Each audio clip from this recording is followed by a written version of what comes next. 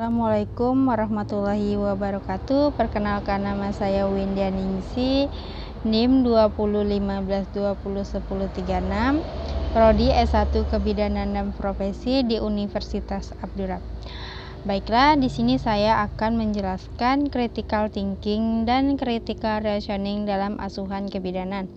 Baiklah, yang pertama saya akan menjelaskan yaitu definisi critical thinking, yang menurut Lippmann tahun 1991 mendefinisikan berpikir kritis sebagai berpikir yang memfasilitasi keputusan oleh karena didasarkan kepada kriteria yang nyata yang self-kortif dan substantif dan korteks.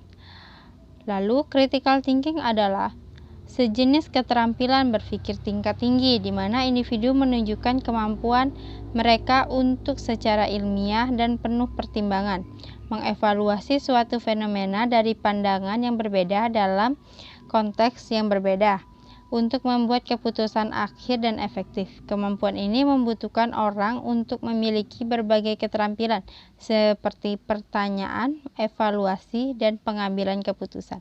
Itu menurut NAF 2018. Lalu karakteristik critical thinking.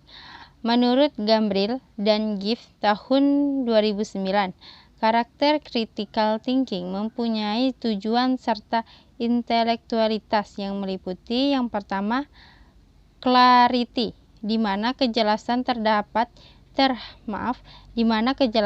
terhadap suatu permasalahan yang ada perlu dijelaskan secara tuntas dan terperinci. Yang kedua, akurasi, kebenaran yang disampaikan dapat dipertanggungjawabkan. Sedangkan yang ketiga, relevance, pernyataan dan pertanyaan bisa saja jelas, teliti, dan tepat, tetapi hal tersebut belum tentu dapat relevan dengan permasalahan yang ada. Yang keempat, depth, pertanyaan dan pernyataan yang ada bisa saja memenuhi sebuah kriteria atau persyaratan secara jelas, teliti, tepat, relevan, hanya saja jawaban sangat dangkal.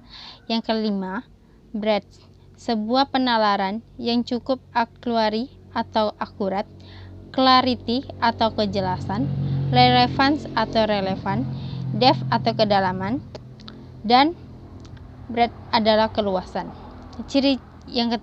Ciri-ciri critical thinking. Yang pertama itu mengenai secara rinci sebagian dari keseluruhan. Yang kedua, pandai mendeteksi permasalahan. Yang ketiga, mampu membedakan ide yang relevan dengan yang tidak relevan. Yang keempat, mampu membedakan fakta dengan diksi atau pendapat.